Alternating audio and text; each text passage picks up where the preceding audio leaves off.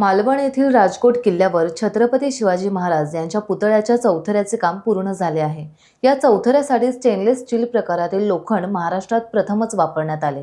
हा पुतळा समुद्रकिनारी उभारण्यात येत असल्याने स्ट्रक्चरल ॲनालिसिस करताना पुतळा 200 किलोमीटर प्रति तास वेगाने वाहणारे वारे झेलू शकेल याचा अभ्यास करण्यात आल्याची माहिती सार्वजनिक बांधकाम विभाग सावंतवाडीचे कार्यकारी अभियंता महेंद्र किनी यांनी दिली। दिनांक 19 फेब्रुवारी रोजी शिवजयंती दिनी पालकमंत्री नितेश राणे यांच्या हस्ते या पुतळ्याच्या कामाची पायाभरणी करण्यात येणार आहे। पुतळ्याचा जे बेस आलेला आहे, जो महाराजांचा पुतळा आहे तो खडकावर उभा आहे अशा एका पोझिशनमध्ये आहे।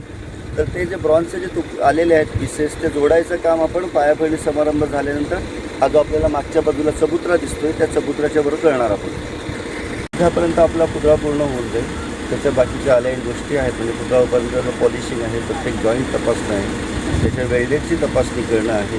या सगळ्या प्रक्रिया पार करून साधारण 15 एप्रिलपर्यंत आपण पूर्ण करण्याचं आजच्या घडीला नियोजन केलेलं आहे। पुतळा उभारण्याचं 60 फुटाचा पुतळा इतका भव्य पुतळा उभारायचं सार्वजनिक बांधकाम विभागामार्फत घेतलेलं बहुधा हे पहिलंच काम आहे। तसेच ह्या परिसराची भौगोलिक परिस्थिती विचारात घेता इकडे असणारा वाऱ्याचा वेग, जमिनीचा प्रकार, एक आव्हानात्मक काम हे सार्वजनिक बांधकाम विभागाने हे हातात घेतलेलं आहे आणि हे निश्चितपणे योग्य पद्धतीने कसं पूर्ण करता येईल त्याकडे आमचा सर्वांचा कटाक्ष आहे। ते 6 ट्रेलर भरून नोएडावरून राम सुतार यांच्या फाउंड्रीमधून आपल्याकडे माल आलेला आहे। त्याच्यामध्ये प्रामुख्याने बेस जो आहे पुतळ्याचा खडकाचा बेस आहे, महाराजांचा पायाचा भाग आहे काही, हे भाग आलेले आहेत। उद्या ते परवाला अजून 2 ते 3 ट्रक माल येणार आहे। अशा पद्धतीने तो आपल्याकडे सगळं मटेरियल ब्रॉन्झचं मटेरियल येतं आहे। ते आल्यानंतर इथे त्याचं जोडकाम होणार आहे, वेल्डिंग होणार आहे आणि अशा पद्धतीने आपण स्टेप बाय स्टेप पुतळा उभारणार आहोत। हा जो कार्यक्रम आहे आपला पुतळा उभारणं, महाराष्ट्र शासनाचे आदरणीय मुख्यमंत्री श्री देवेंद्र फडणवीस साहेब यांनी शासनाच्या प्रत्येक विभागाला 100 दिवसाचा एक कृती आराखडा निश्चित करून दिलेला आहे। त्यामध्ये सार्वजनिक बांधकाम विभागाचा विषय घेतला तर काही रस्त्यांची बांधणी करणं, काही पुलांची बांधणी करणं, त्याचबरोबर शासनाने अग्रक्रमाने 100 दिवसाच्या कृती कार्यक्रमामध्ये राजकोट येथील या पुतळ्याची उभारणी करणं हा एक महत्त्वाकांक्षी प्रकल्प आम्हाला सोपवलेला आहे आणि आम्ही त्या दृष्टीने पूर्णपणे कारवाई करत आहोत।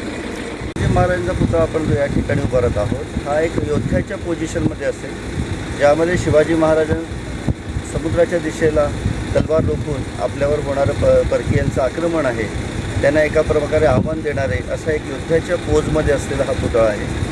पुतळ्याची उंची चौथऱ्याच्या वरती 60 फूट आहे आणि त्यांच्या हातात असलेली तलवार त्याची उंची साधारण 23 फूट आहे। अशी एकूण पुतळ्याची उंची चौथऱ्याच्या टॉपपासून 83 फूट इतकी उंच असणार आहे।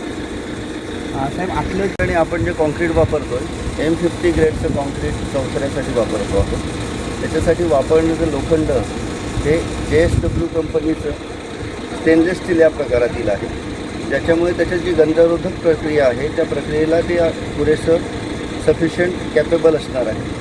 त्याच्यानंतर पुतळ्याच्या कामासाठी स्ट्रक्चरल फ्रेमवर्क आहे, हे डुप्लेक्स स्टीलमध्ये आहे आणि त्याचंसुद्धा संकल्पन IIT मुंबईसारख्या तज्ज्ञ संस्थेकडून आपण मंजूर करून घेतलेलं आहे।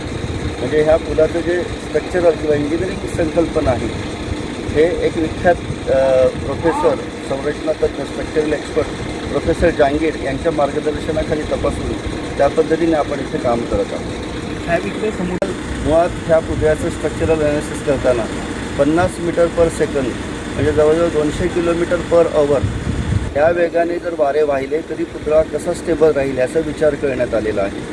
पुतळ्याचं एक प्रोटोटाईप मॉडेल तयार करून त्याच्यावर विंड टनेल ॲनालिसिस करण्यात येणार आहे। हे विंड टनेल ॲनालिसिस करण्याचं काम एका ऑस्ट्रेलियन कंपनीकडे आपण सोपवलेलं आहे आणि साधारण 15 मार्चपर्यंत त्याच्या टनेलचे विंड टनेल ॲनालिसिसचे रिझल्ट्स आपल्याला अपेक्षित आहेत। म्हणजे एकूणच हा आपला पुतळा समुद्रकिनारी असल्यामुळे त्याच्यावर होणारा चहूबाजूने वाऱ्याचा आघात किंवा भूकंप भविष्यात कधी झाला तर ते भूकंपरोधी स्ट्रक्चर असायला पाहिजे। येणाऱ्या वाऱ्याचा जो प्रचंड वेग असणार आहे त्याला सस्टेन करणारं स्ट्रक्चर असलं पाहिजे।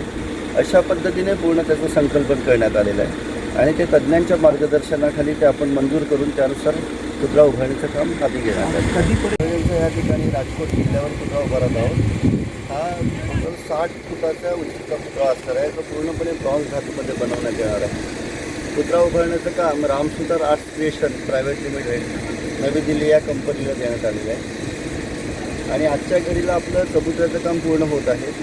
19 तारखेला शिवछत्रपती जयंतीच्या उत्सवाच्या निमित्ताने माननीय पालकमंत्री श्री नितेशजी राणेसाहेब यांच्या हस्ते ब्रॉन्झ पुतळ्याचा पायाभरणी समारंभ आयोजित केलेला आहे आणि 19 तारखेपासून काही तांत्रिक बाबींची पूर्तता करून त्यानंतर लगेचच ब्रॉन्झचा पुतळा उभारण्याचं काम जागेवर सुरू होईल. आजच्या घडीला नोएडा येथील राम सुतार यांच्या फॅक्टरीमधून बेसचे जे ब्रॉन्झ वर्क आहे ते आपल्याकडे आलेलं आहे.